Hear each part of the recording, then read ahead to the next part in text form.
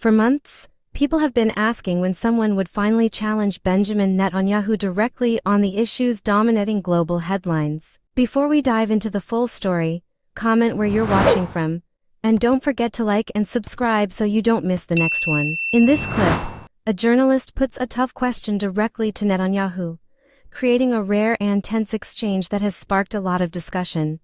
It's a short clip, but it highlights a moment many viewers feel they've been waiting to see. Let's watch the clip, and then we'll break down exactly what happened. That is one way of viewing the world, and I have some sympathy with some of what you've said. Let me give you another way, which is that many people around the world see the state of Israel as a country that is exclusively using military force, that has killed 70,000 people in Gaza, that is doing nothing to create a sustainable future for people there.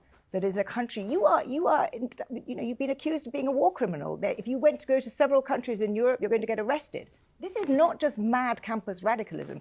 This is a feeling around the world. You said it yourself to us just now. In public opinion around the world, Israel is doing very poorly. And it's doing very poorly because people see a country that is behaving in a way that is not compatible with being a liberal democracy.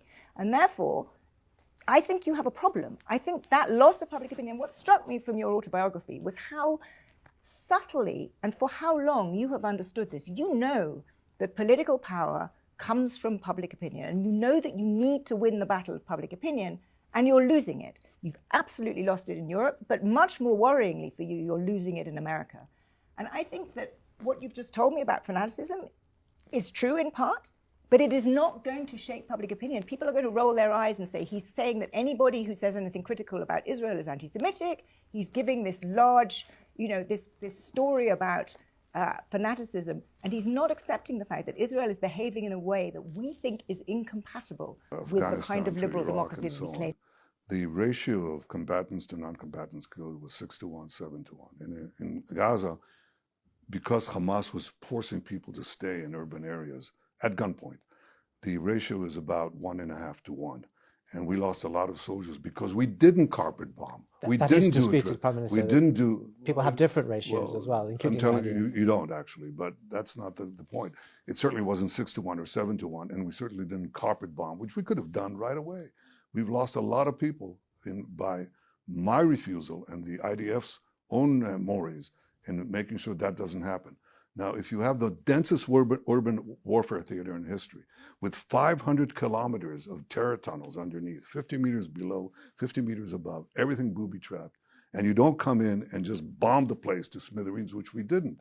I mean, we had everything booby-trapped. We moved the population out, and then you have to fight the Hamas in there.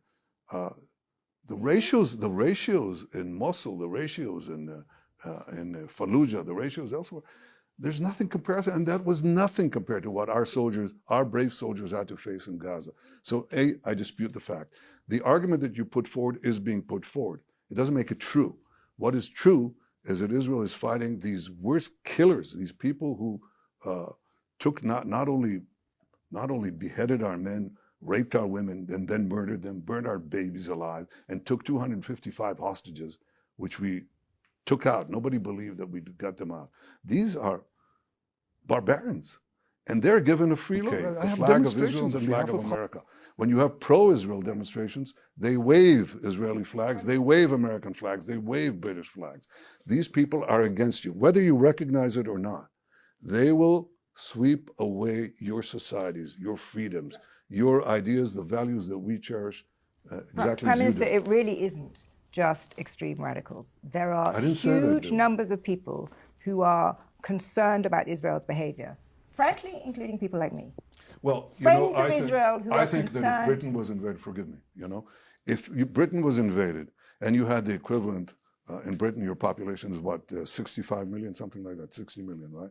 So you're about 6 times our size. So if you had, on one day, about 8,000 Brits murdered, mutilated, raped, and kidnapped, and they came right next to London, what would you do? We know what you did. We know exactly what Britain did, and I don't hold Churchill or the British government or the British people who supported him responsible for saying you shouldn't have acted that way. You bombed the living daylights out of out of German cities. And this is exactly why moments like this attract so much attention. For a long time, Benjamin Netanyahu has been one of the most controversial political figures in the world. Whether people support him or oppose him, very few would argue that he hasn't become a central figure in one of the most debated international conflicts of our time. What stood out about this exchange wasn't just the question itself. It was the fact that someone was willing to challenge him directly rather than simply moving on to the next talking point. And that's what made the moment feel different. Around the world, there is intense debate over Israel's actions in Gaza, the humanitarian situation, the conduct of the war, and the responsibilities of political leaders involved. These aren't fringe discussions anymore. They're dominating headlines, international forums, and political conversations across multiple countries. That's why questions like these matter. People want answers, they want accountability.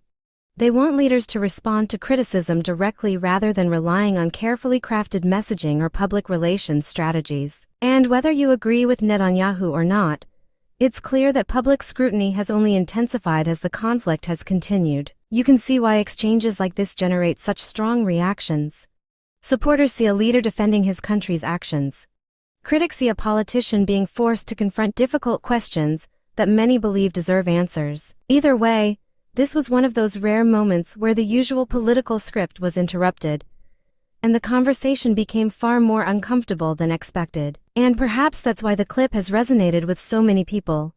For many viewers, it wasn't just about the answer. It was about finally seeing a journalist ask the kind of direct question that political leaders don't always face in public settings. That's what made this exchange so memorable, and it's why people are still talking about it.